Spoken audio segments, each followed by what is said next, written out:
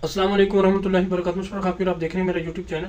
Detail में मैं बात करूंगा ज़ुबान के हवाले से। ज़ुबान जो है ये बहुत ही ख़तरनाक चीज़ है, इसलिए जो है ज़ुबान का जो इस्तेमाल है वो बड़े एहतियात से करना चाहिए, क्योंकि अल्लाह के नबी सल्लल्लाहु अलैहि वसल्लम ने फरमाया, मैं औरतों को जहन्नम में ज़्यादा देखता हूँ। मर्दों की निस्बत जो औरतें हैं वो जहन्नम में ज़्यादा होंगी।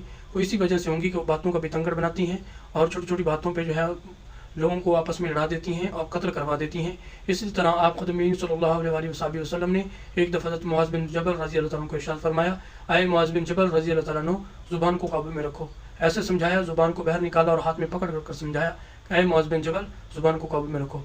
और मुआज़ बिन जबल के बारे में बताऊँ, एक ऐसे सहाबी हैं जो जब हशर का मैदान लगेगा, हिसाब किताब हो जाएगा, तो बाअमल उलमा कराम उनके ये रहबर बनकर उनको जन्नत की तरफ लेकर जाएंगे। इनके हाथ में बाअमल उलमा कराम का झंडा होगा, ये रहबर बनकर उनको जन्नत की तरफ लेकर जाएंगे।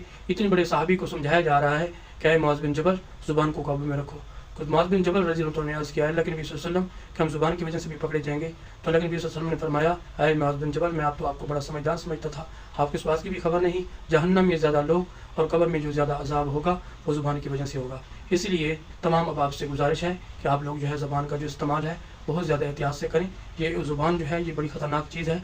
हमें चाहिए कि हम एक दूसरे के साथ प्यार मोहब्बत इखलाक से पेश आएँ, एक दूसरे के साथ खंदा पेशानी से पेश आएँ। इन सारी चीज़ों का एहतमाम मैं भी करूँगा, आप भी करेंगे इंशाअल्लाह। जज़ाकुमुल्लाह खैर।